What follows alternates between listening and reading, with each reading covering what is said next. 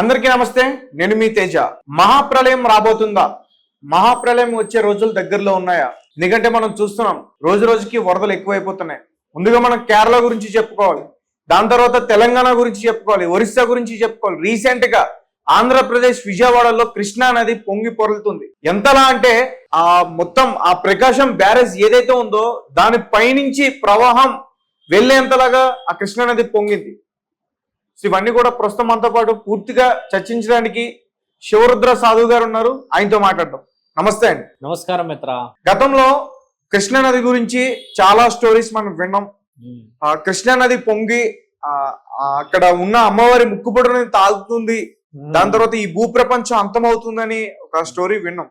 ఇప్పటికీ కూడా ఆ స్టోరీ చక్కర్లు కొడు. కానీ రీసెంట్ గా చూసుకుంటే అక్కడ వరదలు అంటే చరిత్రలో ఈ అన్నడు లేని విధంగా అక్కడ వరదలు రావడం జరిగింది.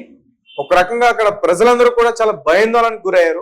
అక్కడ ప్రజలే కాదు, మనం భారతదేశంలో ఉన్న ప్రజలందరూ కూడా భయపడుతున్నారు. ఈ స్టోరీ గురించి తెలిసిన తర్వాత ఇదంతా కూడా నిజమేమో అనిపించేలా. సో దాని గురించి మీరేం చెప్తారు, మీ శాస్త్రాలు ఏం చెప్తారు? వాస్తవం, మానవుడు చేసుకున్న తప్పిదాల గురించి మాట్లాడుకునే ఒక సమయం. ఈరోజు మంచి దృక్పథమైన ఆలోచన తీసుకొచ్చావు. చూడండి, వరదలు అనేటిది ఇప్పుడు కాదు, వస్తూనే ఉన్నాయి, సంవత్సరాల తరబడి వస్తూనే ఉన్నాయి. ఈ యొక్క సీజన్ టు సీజన్ అంటే ప్రతి వర్షాకాలం జరిగేది. ఒరిస్సా అక్కడి నుంచి మీరన్న ఏపీ, తెలంగాణ, తమిళనాడు, కేరళ ఇలాంటి ప్రాంతాల్లో మాట్లాడితే ఎక్కువ శాతంగా అంటే మనం సౌత్ అంటే దక్షిణ భారతదేశ వాసులం కాబట్టి మనం ఇక్కడ జరుగుతున్న విషయాలే మాట్లాడుతూ ఉన్న తరుణం. ఇప్పుడు కేరళ గురించి అయితే మీకు తెలిసిందే, అక్కడ జరుగుతున్న ప్రకృతిలో ఉన్న మార్పులు, అంతకు మించి జంతువులపై జరిగిన అఘాయిత్యాల వల్ల ఈ మూగజీవులపై జరిగిన ఆ యొక్క తెలివి డబ్బులు సంపాదించే మార్గంలో న్యాయపరమైన నిర్ణయాలు ప్రభుత్వాలు హెచ్చరించినా కూడా చెప్పకుండా వినకుండా అక్కడికి వెళ్ళి హై పిల్లరింగ్ చేసి ఆ మట్టిని అక్కడ ఉన్న గుడులు, గోపురాలు, అన్ని పవిత్రమైన స్థలాలను తీసి కమర్షియల్ గా చేయడం చేత అక్కడ కొందరు వ్యక్తులు సుఖభోగాల విషయంలో పోవడం చేత ఆ పవిత్రత దెబ్బతినడం చేత ప్రకృతి వారిని చాలా కమ్మగా వివరించి అన్ని విధాలుగా తీసుకెళ్ళింది. అంటే ఒక గుణపాఠం నేర్పించింది మనకి. ఇప్పుడు మనం తెలంగాణలో కూడా వర్షాలు గతంలో బాగా పడ్డాయి. ఇప్పుడు కూడా గత 3 రోజులు చూస్తే హెవీ వర్షాలు పడుతూ వస్తున్న తరుణంలో తెలంగాణలో కూడా కొన్ని ప్రాంతాలు మునిగిపోయాయి. కొన్ని ప్రాంతాలు మునిగిపోయిన విషయ వివరణకి వెళ్ళి చూస్తే మిత్ర, గత 60 సంవత్సరాల క్రితం కట్టిన ఒక్క బ్యారేజ్ కూడా మునగలేదు. నీవన్నా ఈ ప్రకాశం బ్యారేజ్ నేను మళ్ళీ చెప్తాను. ఇప్పుడు తెలంగాణ ప్రాంతాల్లో కొన్ని ప్రాంతాల్లో చూస్తే ఇప్పుడు ఖమ్మంలో కొన్ని విషయ వివరణలు జరిగి కొంతమంది రోడ్డుపైకి వచ్చేసి మాకు ఎవరు సహాయ సహకారాలకి ముందుకు రావట్లేరు, మమ్మల్ని పట్టించుకునేవాడు కనీస వసతుల గురించి అడిగి తిన్నారా, ఉన్నారా, చచ్చారా అని అడిగేవాడు లేడు అన్న చర్చ జరుగుతూ వస్తుంది. ఒక వర్షానికి సంబంధించిన ప్రభావితమైన సిచ్యువేషన్ ఇలా ఉంటుందనే భూమండలంలో కొన్ని హెచ్చరికలు మన ప్రభుత్వాధికారులు కానీ మీరన్న ఈ సాధువులు, అఘోరాలు, తర్వాత ఈ పాండిత్యాన్ని చూస్తున్న పండితులు వీళ్ళందరూ చెప్పి పెడతారు. ఎక్కడెక్కడ ఏ వివరణలు, ఎక్కడెక్కడ ఏమి జరుగుతున్నాయి అనేది హెచ్చరికలు ఉంటాయి. మీరు ఒకసారి కొంచెం వెనక్కి చూస్తే మిత్ర, ఎక్కడా కూడా హెచ్చరికలు అనే బోర్డు కనబడతలేదు ఈ మధ్య కాలంలో. ఒకప్పుడు ఏంటంటే బోర్డు కనిపించేది మీరు అక్కడికి వెళ్ళకూడదు అని, ఒకప్పుడు ఏంటంటే మీరు అక్కడికి వెళ్తే ప్రమాదం సంభవిస్తుంది అని చెప్పేసి ఒక సెక్యూరిటీ గార్డ్ ఉండేవాళ్ళు. ఇప్పుడైతే తగ్గింది కదా. ఇప్పుడు జరుగుతున్న విషయాలు ఏంటంటే మిత్ర, చెరువు ప్రాంతం అనేది చుట్టుపక్కల నుంచి కొద్దిగా మట్టిని పేర్చుకుంటూ దాని స్థితిని కొంచెం తగ్గించుకుంటూ వచ్చాం. అసలైన వర్షము, అసలైన స్థితిగతులు వచ్చినప్పుడు ఆ చెరువు యొక్క ప్రభావం అనేది నిండినప్పుడు కనబడుతుంది. ఓహో, ఇది చెరువు ఇంత పెద్ద ప్రాంతం అంటే ఎక్కడో ఏదో మోసం జరగడం చేత ఇల్లులు కట్టేశాము, కానీ ప్రకృతి మాత్రం దానికి కావాల్సిన సమయం వచ్చినప్పుడు చూపిస్తుంది విశ్వరూపం అనేది ఇప్పుడు రుజువు జరుగుతుంది. ఇప్పుడు మీరన్నట్టుగానే ఇది కుంభవృష్టి అని మనం ఎందుకు నిర్ణయిస్తున్నాం?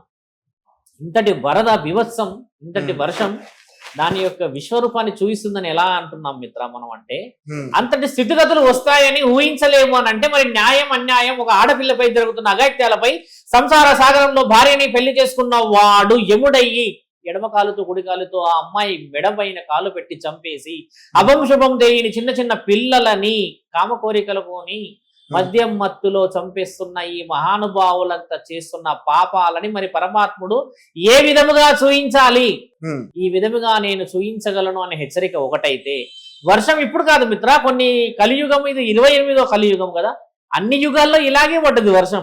అంతేగాని వర్షము ఒక మోతాదులోనే పడి ఒక డబ్బా నిండాలి అని పడదు కదా. సమస్యానుకూలంగా పరిష్కారం ఏ విధంగా చెయ్యాలని పరమాత్ముడి ఆగ్రహం అని ఎందుకు అనట్లేం మనం? ఆయన గారు చూపిస్తున్నాడు. ఇప్పుడు సర్టన్ ఏరియాస్ లో మాత్రమే ఈ బీభత్సం కనబడుతుంది, కొన్ని ఏరియాస్ లో ఎందుకు కనబడతలేదు? మనం ఆలోచించాల్సింది కూడా ఏంటంటే మిత్ర, కొన్ని ప్రాంతాలు మునుగుతలేవు, కొన్ని ప్రాంతాలే మునుగుతూ వస్తున్నాయి, కొన్ని ప్రాంతాల్లోనే ఇబ్బంది జరుగుతుంది, కొన్ని ప్రాంతాల్లో జరగట్లేదు అని అంటే మరి పరమాత్ముడు ఏ హెచ్చరికని మనకు చూపిస్తున్నాడో తెలుసుకోవాల్సిన సమయం. ఎలా తెలుసుకోవాలి?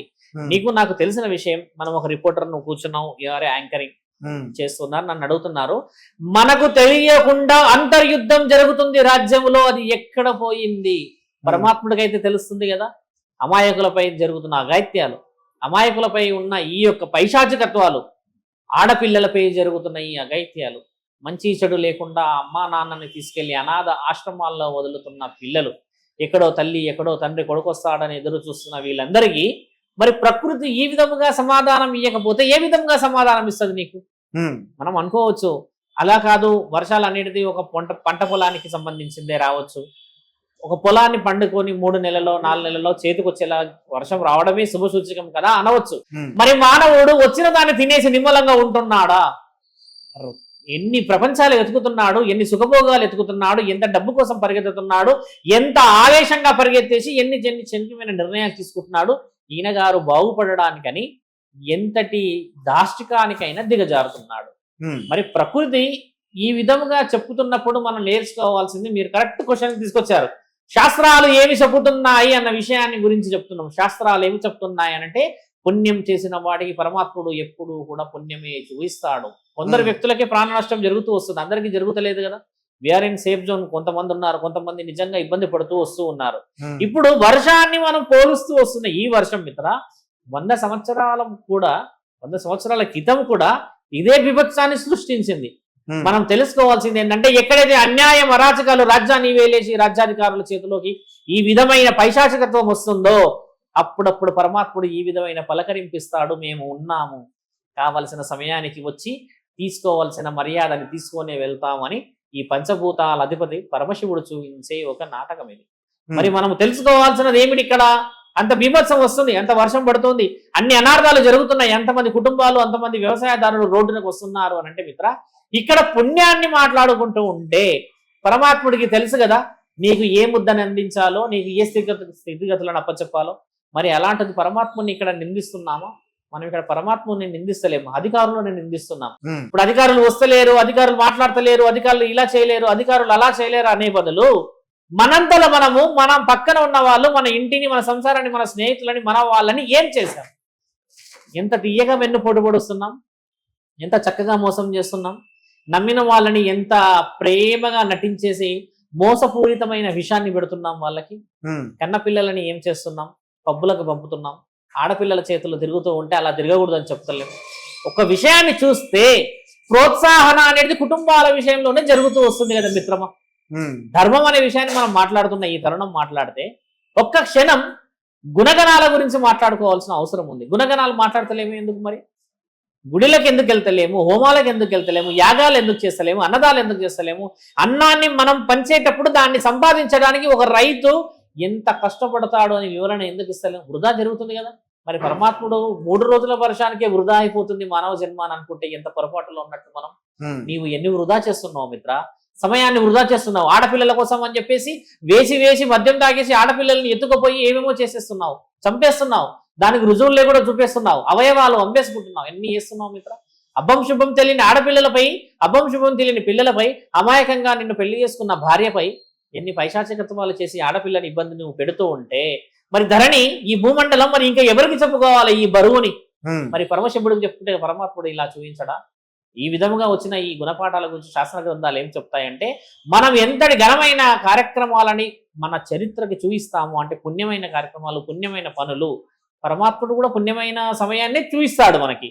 ఇప్పుడు నీవన్నా ఈ ప్రకాశం బ్యారేజ్ ఉంది మిత్ర, అమ్మవారి ముక్కు పుడక మన దుర్గామాతది. కలియుగం అంత్యం అయ్యేది ఒక సమయం వచ్చినప్పుడు అమ్మవారి ముక్కు పుడకకి నీళ్లు అంటే గంగామాత తగిలినప్పుడు, అమ్మవారు మునిగినప్పుడు ఆ కృష్ణా నది అమ్మవారి ముక్కు పుడకను తాగుతుంది, ఆ నీళ్లు పొంగి వస్తున్నాయి అని చెప్పేసి పరమాత్ముడు చేస్తాడు. మరి శివుడు కూర్చున్నది దేనికి తెలుసా మిత్ర? పంచభూతాలని ఆపడానికి పరమశివుడు నీళ్లు కిందికే పొంగాలి, పైకి రాకూడదు అని చెప్పేసి కూర్చుంటాడు. మరి ఈ రోజు నా శివుడు నా తండ్రిని పరమాత్ముడిని పిలిచి ఒక యాగం, ఒక హోమం, ఒక మహా యాగం చేసిన మహానుభావులు ఎంతమంది ఉన్నారు చెప్పండి. ఈ వర్షాలు ఆగాలి, కొద్ది స్థితిగతులు బాగుండాలని మరి ఎందుకు చేయట్లేం పూజలు పురస్కారాలు? మరి పంచభూతాలు అందరూ కూడా వాళ్ళ ప్రాణాలు రక్షించుకోవాలంటున్నారు కదా. ఇప్పుడు గుడిలో అయితే మునగలేదు, ఇంకా ఆ పనిలో ఉన్నారు కదా, ఇంకా మునగలేదు కదా గుడి. అది మునగదు మిత్ర, అది మునిగితే పరమాత్ముడి ఆజ్ఞ. కలియుగం ఇంకా అంతం కాలే, ఇది మొదలయ్యింది మాత్రమే. హెచ్చరికలు జారీ చేస్తున్నాడు, మేము ఉన్నాము ముల్లోకాధిపతులం. ఆయన సృష్టిని మాత్రమే చూపిస్తున్నాడు, దానికి ఎంత శక్తి ఉన్నదో. సృష్టికర్తకి ఎంత శక్తి ఉన్నది మరి అది ఎప్పుడు చూడాలి మిత్ర? మరి సృష్టించిన సృష్టికే అంత శక్తి ఉంటే మరి సృష్టికర్తకి ఎంత శక్తి ఉంటుంది అనేది ఎప్పుడు తెలుసుకోవాలి మనము? గంగమ్మ ముక్కు పుడకని తగిలిన రోజు మొత్తం కలియుగం అంతం అవుతుంది అని రాసుంది. బ్రహ్మంగారి కాలజ్ఞానంలో రాసుంది, శాసన గ్రంథాల్లో రాసుంది, పురాణాలలో రాసుంది. అన్ని వేద మహర్షులు, వేద పండితులు, సాధువులు, అఘోరాలు అందరూ చెప్తూ వస్తున్నారు. ఇప్పుడు అక్కడే పర్టికులర్ గా ఎందుకు అంత పొంగుతుంది అని అంటే మరి నీకు నాకు తెలిసిన రాజనీతి ఏమిటి? కొంతమంది అంటారు ఒక పొలిటికల్ లీడర్ రాగానే ఈ విధంగా బీభత్సం వచ్చిందంటారు. ఇంకొక వ్యక్తి అంటాడు అక్కడ వర్షాలే రావు, బీభత్సమైన కరువు వస్తుంది అని చెప్పి ఒక అడుగు పెడితే ఆ అడుగు పవర్ అంటారు. మిత్ర, ఒక అడుగు పవర్తో ఒక మనిషి పవర్తో రాదు. పంచభూతాల శక్తితోని వర్షం రావడం, పంచభూతాల శక్తి యొక్క అనుమతితోని మానవుడిని తీసుకెళ్లడం జరుగుతుంది. మనం ఆనందించాల్సింది ఏంటంటే మిత్ర, ఈ రోజు ఆ ప్రకాశం బ్యారేజ్ పొంగితే ఎన్ని విలేజెస్ కి వాటర్ చేరిందో ఆలోచించు నీవు. కేవలం బ్యారేజ్ పై నుంచి నీళ్లు పోతే ప్రాణం వచ్చేసింది, అమ్మవారి ముక్కు పుడకకు చేరితే కలియుగం మునుగుతుంది అనే ఆ ఆలోచనతో ఎంతమందికి నోటిలో 5 ముద్దలు పోతాయి. ఆ నీళ్లు దాటి, ఏర్లు దాటి, ఊర్లకు దాటితే మరి ఆ ఊర్ల గురించి ఎవరెందుకు మాట్లాడతలేరు? ఒక్కసారి మనం నెగిటివిటీ వదిలేటేసి విల్ టాక్ అబౌట్ పాజిటివ్నెస్. ఒక్కసారి రైతులను పిలిచి ఆ నీళ్ళ గురించి అడగండి. కొన్ని వందల సంవత్సరాలైంది మా ఊరి పొలిమెర దాటక ఆ నీళ్లు అంటారు. ఇప్పుడు కొన్ని ఊర్లు మునిగాయి, నేను ఒప్పుకుంటున్నాను దానికి. కానీ ఆ మునిగిన ఊర్లలో ఎన్ని ఊర్లు బయటపడుతున్నాయి అన్ని నీళ్ళు వచ్చినప్పుడు? గంగకి తెలియకుండానే పోతుందా అంత దూరం వరకు? పుణ్యం మొదలైందని అనుకోవచ్చు కదా మిత్ర. ఇప్పుడున్న ఈ జనరేషన్ లో గంగా నది 100 సంవత్సరాల క్రితం ఎప్పుడో పొంగింది. అక్కడ ఉన్న కృష్ణా నది మీరు అన్న బ్యారేజ్ శ్రీశైలం నుంచి వచ్చేసి కలుస్తుంది కదా. మరి ఆ నీళ్లు నిండి ఒకప్పుడు కొన్ని వందల కిలోమీటర్ల నీళ్లు పోయేది. మరి ఆ చరిత్ర ఎందుకు మాట్లాడతలేము?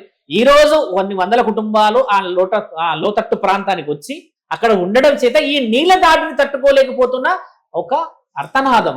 అయ్యో నీళ్ళు వచ్చేసాయి, మునిగిపోతుంది, ఏమో అయిపోతుంది ఏమో అనగడి.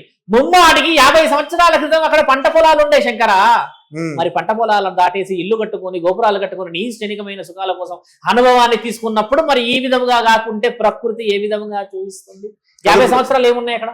పొలాలు ఉన్నాయి, కరెక్ట్ ఉన్నాయి. 50 సంవత్సరాల క్రితం అలా అనట్లేదు. మరి బ్రతకడానికి ఒక ఇల్లు ఉండాలి, బ్రతకడానికి ఒక ఇల్లు ఉండాలంటే మరి ప్రభుత్వాలు కొన్ని హెచ్చరికలు ఇచ్చింది కదా, ఇక్కడే కట్టుకోండి అని. మరి ఎక్కడ అనుకూలంగా ఉంటే అక్కడ కట్టుకుండడం ఎందుకు మిత్ర?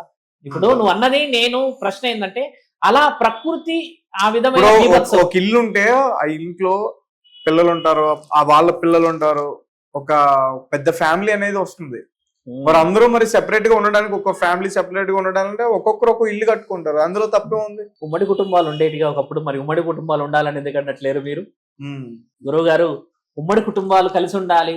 ఉమ్మడి కుటుంబాల గతంలో ఎవరు వ్యక్తిగత విషయాలు వాళ్ళ ఇష్టం కదా. అలా వ్యక్తిగత విషయాలు ఎలా వచ్చాయి? నీవు వ్యక్తిగతంగా ఆలోచించడం వల్ల వచ్చాయి, కుటుంబాల్లో నుంచి బయటకు వెళ్ళడం వల్ల వచ్చాయిగా.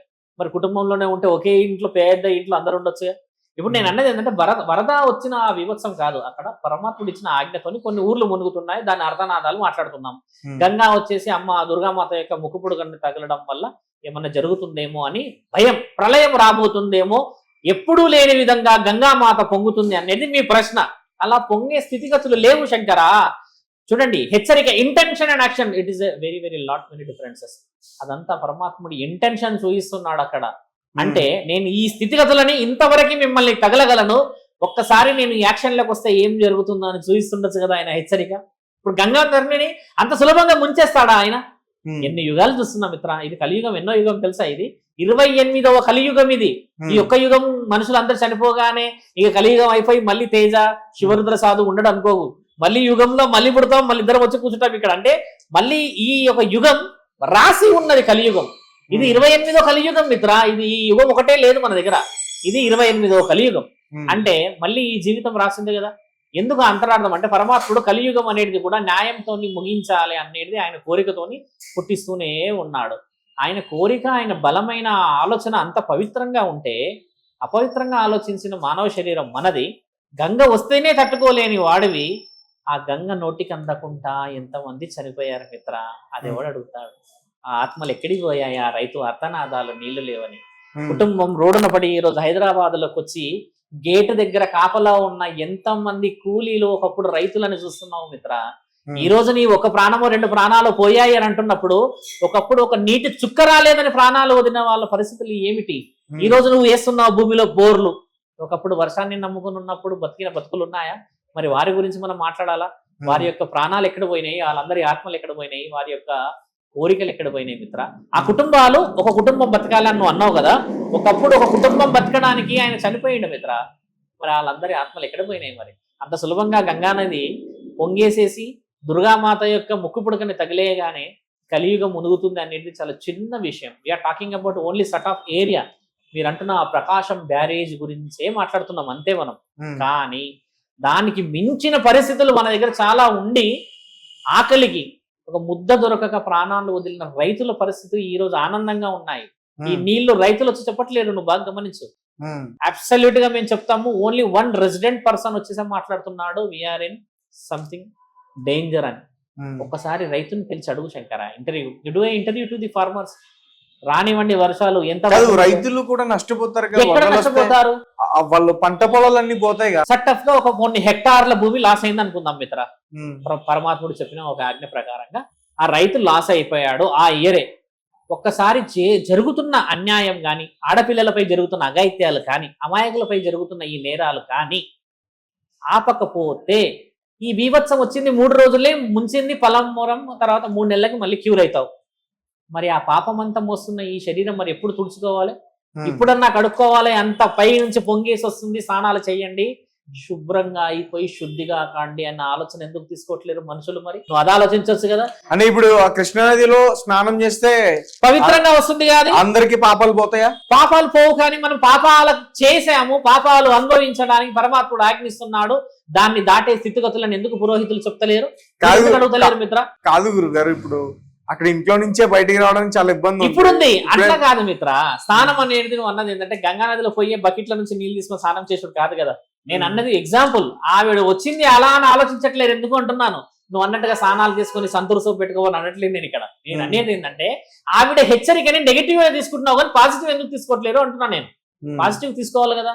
అభంశుభం తెలియని కలకత్తాలో ఒక డాక్టర్ ని 11 మంది చేసి చంపేస్తే ఆవిడకి ఇంతవరకు న్యాయం జరగలేని ఈ సమాజంలో 3 రోజులు వచ్చిన వర్షం గురించి ఏం మాట్లాడతావు మిత్ర నువ్వు? అఖండ భూమండలంలో 140 కోట్ల మంది, ప్రపంచం మొత్తం 720 కోట్ల మంది ఎదురు చూస్తున్నారు కలకత్తాలో ఆ అమ్మాయికి ఇంకా ఎందుకు న్యాయం జరగలేదని. ఆ న్యాయం మాట్లాడుతున్న పరమాత్ముడు ఎలా చేస్తున్నాడు ఆలోచించి. ఇక్కడ వచ్చేసి నీళ్లు 4 నెలలకి 3 నెలలకి అదైపోతున్నా మళ్ళీ ఎండుకపోయి ఆ జీవితాలు అక్కడే ఉంటాయి కదా. అక్కడ నుంచి కాకపోతే ఇంకొక ఒడ్డుకు వెళ్తావు కదా. కానీ ఇక్కడ 100,000 ప్రాణాలు, 1,00,000 ప్రాణాలు పోలేవుగా, పోయే అవకాశం ఉన్నది లేవు కదా. పోవు మిత్ర. 100 మంది దోషులు, ఒక నిర్దోషి. గుర్తుపెట్టుకో, దోషులు అంటే తెలుసుగా మీకు. 100 మంది పాపం చేసిన వాళ్ళం ఉన్నాం, ఒకడు పాపం చేయనివాడు అన్నాడు. శాసన గ్రంథాలు ఏం రాసిందనంటే 100 మంది దోషులకు శిక్ష పడినా కానీ ఒక నిర్దోషికి శిక్ష పడకూడదు అనేది. అదే విషయాన్ని కలకత్తా ఎగ్జాంపుల్ అదే చెప్తున్నా. నిన్నగాక మొన్న ఒక 8 సంవత్సరాల అమ్మాయి మీద అఘాయిత్యం జరిగింది కదా. అమ్మాయి పోతూ ఉంటే ఒక 2 ఎంబడబడ్డారు కదా. యోగి ఆదిత్యనాథ్ గారు ఏం చేశారు, ఒక అమ్మాయిని సైకిల్ మీద పోతుంటే ఏదో అన్నందుకు కాళ్ళతో తన్నడం ఏదో చేస్తే వాళ్ళు బుల్లెట్ కొట్టేశారు కదా. బుల్లెట్ కొట్టి చూపించి ఇట్లా చేశారని వైరల్ అయింది వీడియో. మరి ఏ విధంగా చూస్తున్నాం ఈ న్యాయాన్ని? మరి చాలా సింపుల్ వే డిస్కషన్ చేస్తున్నాం మిత్ర. You are taking it is as a interview, but I'm talking about intentional sensitiveness. అంటే అర్థమైందా? లోపట ఉన్న మనస్సాక్షిని అడగండి అని చెప్తున్నా. నీవు చేసుకున్న పాపం నిన్ను వెంటాడుతుంది, నీ దాకా వస్తలేదు కదా. మనం 4th ఫ్లోర్ లో కూర్చున్నాం కదా, ఎంత పెద్ద వర్షం వస్తుంది మనకు మునుగదు, మనం అయితే సేఫ్ ఉంటాం కదా. నేను అడుగుతుంది అందరి ఇంటెన్షన్ లో జరుగుతున్న విషయం చెప్తున్నా. ఎక్కడో పాపం చేశారు గురుగారు కలకత్తాలో, ఈ ఆంధ్రాలో వచ్చింది అని అంటే నేను అంటుంది వాస్తవమే. అక్కడ మరి రెస్పాండ్ ఎవరు అయ్యారు? ఎవరు కాలేరు. ఇక్కడ రెస్పాండ్ ఎవరు అవుతున్నారు? ఎవరు అవ్వట్లేరు. మేము అక్కడ రెస్పాండ్ కాకపోతే ఇక్కడ కూడా ఎవరు రెస్పాండ్ గారు. ఈ రోజు అందరం రెస్పాండ్ అయిన ఉంటే నువ్వు అన్న విజయవాడకి అందరూ రెస్పాండ్ అయ్యేటోళ్ళేమో. ఖమ్మం మునిగిందిగా, వరంగల్ మునిగిందిగా, ఏ హైదరాబాద్ మునగలేదా? ఓల్డ్ సిటీ అంతా మునిగిందిగా నిన్న నైట్. మరి ఇప్పుడు ట్యాంక్ బండ్ ఏరియా, లోతట్టు ప్రాంతం, లోయర్ ట్యాంక్ బండ్ అంతా, గాంధీనగర్ ఇదంతా మునిగింది కదా. మరి మునిగిన దాంట్లో ప్రాణ నష్టం జరగలేగా మిత్ర, కొద్దిపాటి ప్రాణ నష్టమే. విజయవాడలో కూడా జరుగుతుంది, ప్రాణ నష్టం కాదు. మీరు అన్నది వ్యాపార నష్టం మాత్రం. మీరు అంటున్న ఈ ఒక తినుబండారాల నష్టమే. ప్రాణ నష్టమే జరిగిపోతే నువ్వు మళ్ళీ నన్ను ఇంటర్వ్యూ తీసుకో, అయ్యో అంత ప్రాణాలు పోయాయి కదా, పాపం అనేది ఇలా పండింది, వాళ్ళంతా పుణ్యాత్ములని చెప్పగలుగుతాం మనం. అక్కడ జరుగుతుంది పంట పొలాల పైన మనుషులు బయటికి రాకుండా ఇబ్బందులు. 4 రోజులు మాత్రమో 5 రోజులు మాత్రమే మనిషి మరో జన్మ కూడా పుట్టాలి అని అంటే కూడా భయపడే స్థితిగతులు జరిగి కాలానికి ఇంకా న్యాయమే చేయలేకుండా కూర్చున్న ఈ స్థితి, ఈ సమాజం గురించి చెప్తున్నా మీకు. ఆ 4 రోజుల వర్షానికి బీభత్సంగా ఇంటర్వ్యూలు తీసుకోవడం కంటే ముఖ్యంగా ఈ 4 రోజుల వర్షంలో గుణపాఠాలని అదే దుర్గామాత గుడిలో యాగాలో, అదే దుర్గామాత గుడిలో ఉన్న పురోహితులను అడిగి ఈ పంట పొలాలన్నీ సుభిక్షంగా అమ్మవారు శాంతించి వర్షాలు ఒక సక్రమంగా వచ్చి ఆశీర్వాద బలాన్ని ఇమ్మని చెప్పి ఎందుకు ఇంటర్వ్యూలు కావట్లేదు ఇక్కడ. ప్రకాశం బ్యారేజ్ దాటి నీళ్ళు వచ్చాయంట.